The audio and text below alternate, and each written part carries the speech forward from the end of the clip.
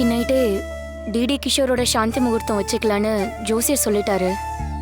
அத நம்ம வீட்லயே வச்சுக்கலான்னு நினைக்கிறோம். உங்களுக்கு சம்மதம் தானே? அட நீ என்னம்மா என்கிட்ட போய் சம்மதம் கேட்டுக்கிட்டு? உங்க விருப்பப்படி பண்ணுங்க. அப்படி இல்ல, பொதுவா சாந்தி முகூர்த்தத்தை மாப்பிள்ளை வீட்ல தான் வைப்பாங்க. அதான் கேக்குறோம். அப்படி எந்த சம்பிரதாயமும் பார்க்கணும்னு அவசியம் இல்லம்மா. இங்கே தாராளமா வச்சுக்கலாம். என்னடா கிஷோரு? ஆமாங்க, எங்க வீட்ல நீங்க நினைக்கிற அளவுக்கு வசதி இருக்காது. எதுக்கு டிடிக்கு தேவையில்லாத கஷ்டம்?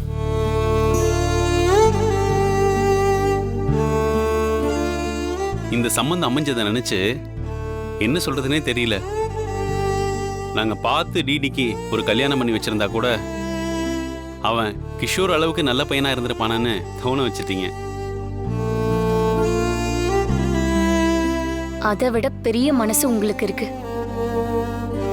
இங்க நிலைமை தெரிஞ்சு உங்க பையனை கொடுக்க நீங்க முன் வந்ததாகட்டும், உங்க வார்த்தைக்கு கட்டுப்பட்டு கிஷோர் டிடியை கல்யாணம் பண்ணிக்கிட்டதா இருக்கட்டும், நீங்க 2 பேரும் எங்க குடும்பத்துக்கு பெரிய உதவி பண்ணிருக்கீங்க. அம்மா, தயவு செஞ்சு இத உதவின்லாம் சொல்லி எங்களை பிரிச்சு பார்க்காதீங்க. இத நாங்க ஒரு நன்றி கடனா தான் செஞ்சோம்.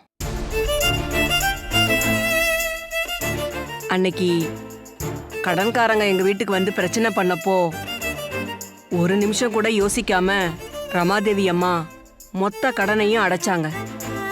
அவங்களுக்காக இத கூட செய்யலனா எப்படிமா?